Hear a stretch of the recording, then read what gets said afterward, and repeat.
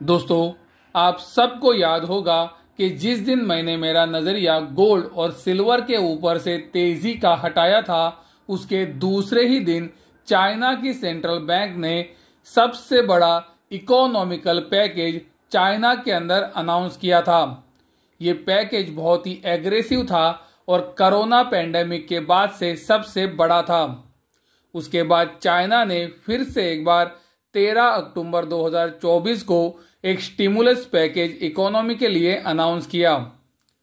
फिर 8 नवंबर 2024 को फिर से एक बार एक बहुत ही बड़ा पैकेज चाइना ने उनके इकोनॉमी के लिए अनाउंस किया था। जैसे कि आपको पता है कि 9 दिसंबर 2024 को चाइना ने 14 साल के बाद पहली बार उनकी मॉनिटरी पॉलिसी को लूज यानी कि ढीला करने के लिए बात की थी। यानी कि वो 2025 के अंदर उनकी मॉनेटरी पॉलिसी ढीली रख सकते हैं, ये उन्होंने अनाउंस किया था। और फिर 11 दिसंबर 2024 को ये न्यूज आई कि चाइना युआन को डॉलर के अगेंस्ट कमजोर होने देगा। दोस्तों, इन सारी स्टेप्स के बावजूद भी आप देख सकते हो चाइना के अंदर चाइनीज गवर्नमेंट की 10 साल की बॉन्ड यील्ड सिर्फ नीचे जा रही है। पिछले 2.5 महीने के अंदर चाइना ने बहुत सारे कदम उठाए जिस वजह से वो उनकी इकोनॉमी को ऊपर लाना चाहते थे। लेकिन दोस्तों, आप देख सकते हो ये सारे स्टिमुलस पैकेज का चाइनीज गवर्नमेंट के 10 साल के बॉन्ड यील्ड्स के ऊपर थोड़ा भी फर्क नहीं पड़ा है और वो लगातार नीचे जा रही है, जो ये क्लियर इंडिकेट कर रहा है कि चाइनीज इकोनॉमी के अंदर प्रॉब्लम जरूर है। उसी तरह से आप वीडियो के अंदर देख सकते हो, ये न्यूज हमें बताती है कि चाइना 5% से कम इकोनॉमिकल ग्रोथ को एक्सेप्ट कर सकता है। यानी कि चाइना अपनी जीडीपी ग्रोथ का अनुमान कम कर रहा है, जो ये बताता है कि चाइनीज इकोनॉमी के अंदर प्रॉब्लम आ सकती है। उसी तरह से आप देख सकते हो चाइना के अंदर इन्फ्लेशन लगातार गिर रहा है। उसी तरह से रिटेल सेल्स का जो डेटा आया था वो भी बहुत ही डिसअपॉइंटेड था। उसी तरह से पीएमआई का डेटा भी आप देख सकते हो नवंबर महीने के लिए डिसअपॉइंट कर रहा था। तो दोस्तों, जैसे कि हमने वीडियो के अंदर देखा कि चाइनीज गवर्नमेंट की 10 साल की बॉन्ड यील्ड्स जो लगातार नीचे जा रही है, वो हमें ये क्लियरली बता रही है कि चाइनीज इकोनॉमी के अंदर प्रॉब्लम जरूर है और चाइना के अंदर जो डेटा आ रहा है वो इसे कंफर्म जरूर कर रहा है। दोस्तों, ये मैं आपको इसीलिए बता रहा हूं क्योंकि आप सबको पता है चाइना दुनिया का सबसे बड़ा सिल्वर का कंज्यूमर है। चाइना बहुत ही ज्यादा सिल्वर इस्तेमाल करता है और अगर चाइनीज इकोनॉमी के अंदर प्रॉब्लम आता है तो सिल्वर के ऊपर इसका इम्पैक्ट आ सकता है। ये बात को हमें ध्यान में रखना चाहिए क्योंकि दोस्तों, सिल्वर एक इंडस्ट्रियल कमोडिटी भी है और अगर चाइनीज इकोनॉमी के अंदर प्रॉब्लम आता है तो इसका निगेटिव असर सिल्वर के लिए हो सकता है। एक तरफ आप देख सकते हो चाइना के इकोनॉमी के अंदर प्रॉब्लम दिख रहा है, उसी समय इंडियन इकोनॉमी भी स्लो डाउन हो रही है।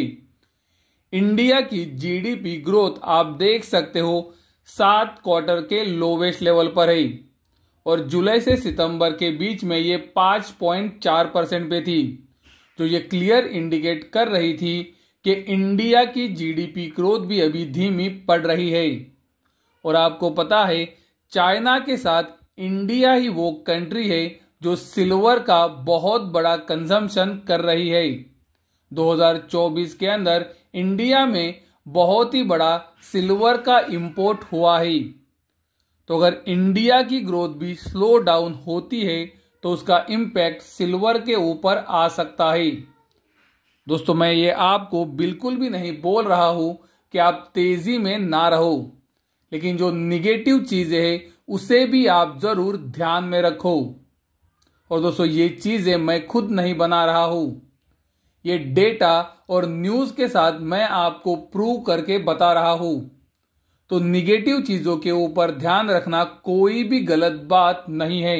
एक तरफ जहां पर चाइना की 10 साल की बॉन्ड यील्ड्स लगातार नीचे जा रही है, उसी समय पर मैं आपको ये लगातार बता रहा हूं कि अमेरिकन गवर्नमेंट की 10 साल की बॉन्ड यील्ड्स लगातार ऊपर जा रही है। और अगर अमेरिकन गवर्नमेंट की 10 साल की बॉन्ड यील्ड्स लगातार ऊपर जाएंगी तो वो गोल्ड और सिल्वर दोनों के लिए निगेटिव सिग्नल होगा। और मैंने मेरे वीडियो से आपको ये लगातार दिखाया है कि अमेरिकन गवर्नमेंट की 10 साल की बॉन्ड यील्ड्स ऊपर जाना गोल्ड सिल्वर के लिए निगेटिव क्यों है। क्योंकि अगर अमेरिकन गवर्नमेंट की 10 साल की बॉन्ड यील्ड्स यहां से और ऊपर जाती है तो अमेरिका के अंदर इंटरेस्ट रेट नीचे नहीं आएंगे। और अगर इंटरेस्ट रेट तेजी से कट नहीं होंगे तो गोल्ड सिल्वर के लिए वो डायरेक्टली निगेटिव होगा। तो दोस्तों, जैसे कि आपने वीडियो के अंदर देखा, एक तरफ जहां पर चाइना की 10 साल की बॉन्ड यील्ड्स लगातार सिर्फ नीचे जा रही है, जो इकोनॉमिकल प्रॉब्लम बता रही है, जो सिल्वर के ऊपर इंपैक्ट ला सकती है। और दूसरी तरफ जहां पर अमेरिकन गवर्नमेंट की बॉन्ड यील्ड्स लगातार ऊपर जा रही है, जो इंटरेस्ट रेट कट की प्रोबेबिलिटी को घटा रही है। और आप सबको पता है कि अगर अमेरिकन गवर्नमेंट इंटरेस्ट रेट को, दोस्तों मैं बोलना चाहता हूं कि अमेरिकन सेंट्रल बैंक जो कि फेडरल रिजर्व है, वो अगर इंटरेस्ट रेट को नहीं काटते हैं तो वो भी गोल्ड सिल्वर के लिए निगेटिव होगा। वीडियो खत्म करने से पहले मैं आपको सिर्फ इतना बताऊंगा कि आप तेजी में जरूर रहो, लेकिन दोस्तों ये जो चीजें निगेटिवली सिल्वर को इंपैक्ट कर सकती है उसके ऊपर भी आप ध्यान जरूर रखो।